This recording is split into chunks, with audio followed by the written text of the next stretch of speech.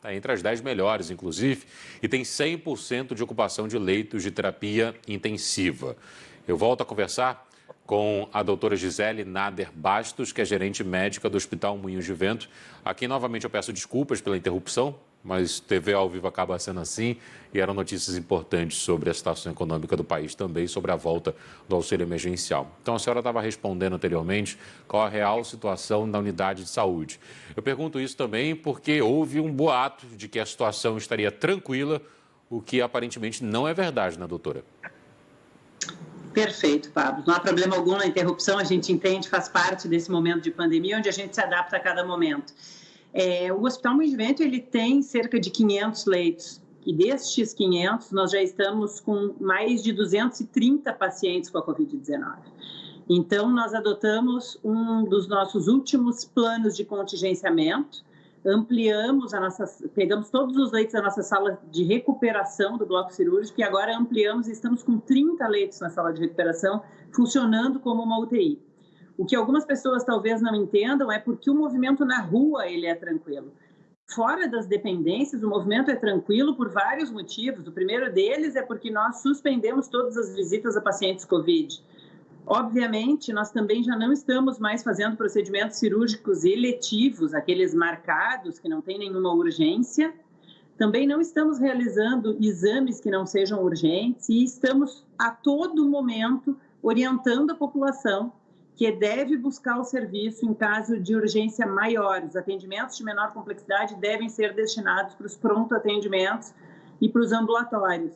Por esse motivo, o movimento na rua realmente ele aparenta ser tranquilo, mas dentro da instituição nós estamos vivendo um dos momentos mais trágicos que já passamos, para não dizer o mais. Hoje é certamente o pior dia da pandemia para nós aqui dentro. Pois é, a gente está falando dos piores momentos da pandemia, piores até do que aqueles que vivemos no ano passado. E, infelizmente, a situação deve ficar ainda pior. Hoje a OMS disse que 1 em cada 4 casos de Covid-19 no mundo tem origem aqui no Brasil. Isso porque a OMS nem compilou ainda dados dos 2 últimos dias, nossos piores dias até aqui. Lembrando que ontem tivemos o registro de mais de 1.900 mortos em 24 horas.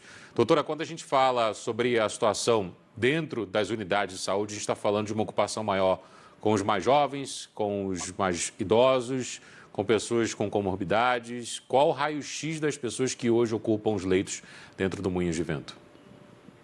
Infelizmente, eu preciso dizer que nos últimos 10 dias nós temos evidenciado um aumento crescente de pacientes jovens internando. Pacientes com 27, 30, 40 anos de idade chegando até a nossa emergência e com um quadro clínico que deteriora bastante rápido. Os demais pacientes que nós vínhamos acompanhando ao longo do ano passado, em geral, eram pacientes mais velhos, com comorbidades e que chegavam até a instituição e tinham uma piora clínica gradual.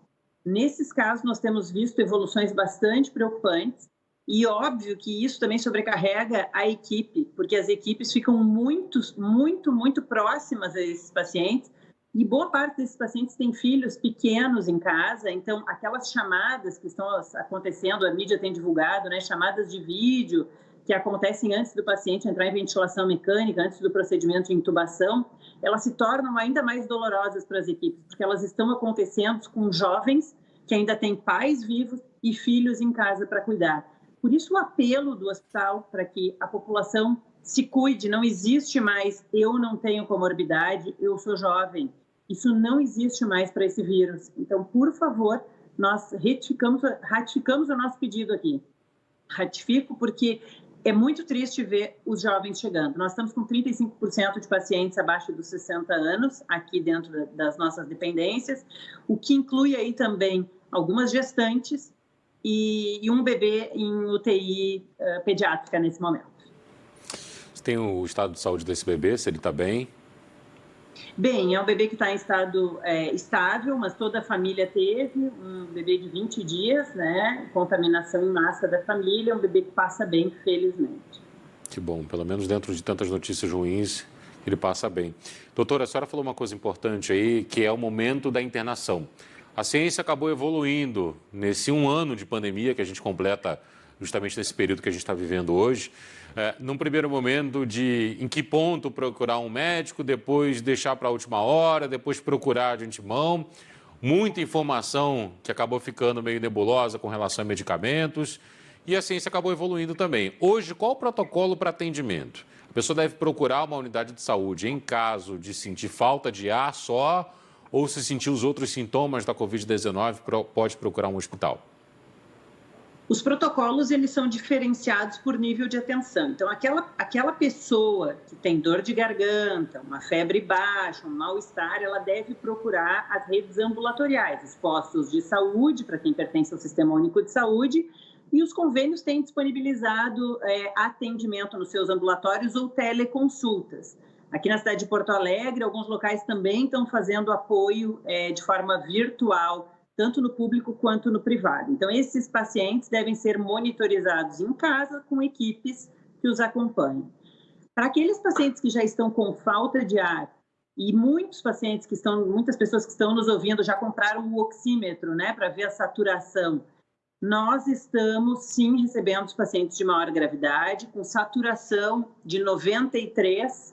Então, esses pacientes já devem estar alocados dentro das emergências. O que nós precisamos é que a população entenda que existem diferentes graus da doença, da severidade dessa doença. Então, quem está com uma dor de garganta, uma dor no corpo em dúvida, não deve vir até o hospital, deve ir até um posto de saúde ou um ambulatório. Ao hospital, reservamos aqueles pacientes que estão mais prostrados, mais cansados, com febre persistente, com falta de ar, porque aí um recurso de maior complexidade vai ser destinado para esses aqui conosco. Vocês têm um raio-x da nova variante do coronavírus atuando entre esses pacientes? Infelizmente, o Moinhos ainda não começou, nós já estamos com o projeto para a identificação dos nossos pacientes, mas a cidade de Porto Alegre já tem um hospital de clínicas, então fez um piloto com 40 pacientes, dos quais mais de 20 têm a nova variante P1, e o que demonstrou transmissão comunitária na nossa cidade, porque não conseguiu se identificar o foco de transmissão, quem estava transmitindo, né? Se tinha uma correlação com a vinda de alguma cidade que era a cidade onde a variante já estava. Então, nós já temos transmissão comunitária local da P1 aqui em Porto Alegre.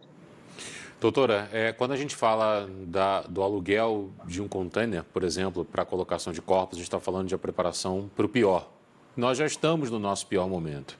Ou seja, o que a ciência acaba pensando, e vocês, administradores também de unidades de saúde, é que a situação pode ficar ainda pior com relação a mortos pela Covid? Sim, a situação vai ficar ainda pior nos próximos dias. Nós estamos começando agora com os reflexos do carnaval e das aglomerações. As pessoas ainda não se conscientizaram da importância, do grau e da severidade da Covid. Aquelas medidas de isolamento que foram tomadas lá no começo da pandemia acabaram exaurindo, as pessoas cansaram, mas não entenderam que nós estamos vivendo um momento ainda pior do que aquele. Então, se a circulação do vírus não diminuir, as cenas que nós vamos ver daqui para frente serão muito trágicas.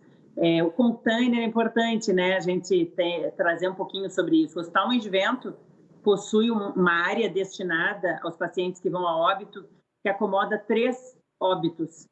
3 pacientes que vão a óbito podem ficar nesse local simultaneamente. O que aconteceu é que no final de semana nós tivemos 12 óbitos em um dia, uma mortalidade que não é esperada para o nosso hospital. E com as funerárias também sobrecarregadas, esses pacientes acabaram ocupando leitos que poderiam estar sendo ocupados por pacientes graves que estavam na emergência, aguardando até a retirada da funerária.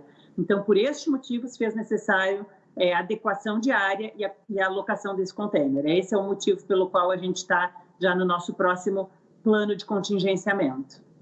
Doutora Gisele Nader, muito obrigado pelas explicações da senhora. Doutora Gisele, que é gerente médica do Hospital Moinhos de Vento, uma boa tarde. Obrigado pelos alertas, são importantíssimos. E, mais uma vez, obrigado também por aguardar pela entrevista que foi tão importante para a gente. Até a próxima. Eu que agradeço a paciência de vocês também em repetir reiteradas vezes para a população o quão importante é o isolamento e o quão importante é o uso da máscara. Obrigada pelo trabalho de vocês.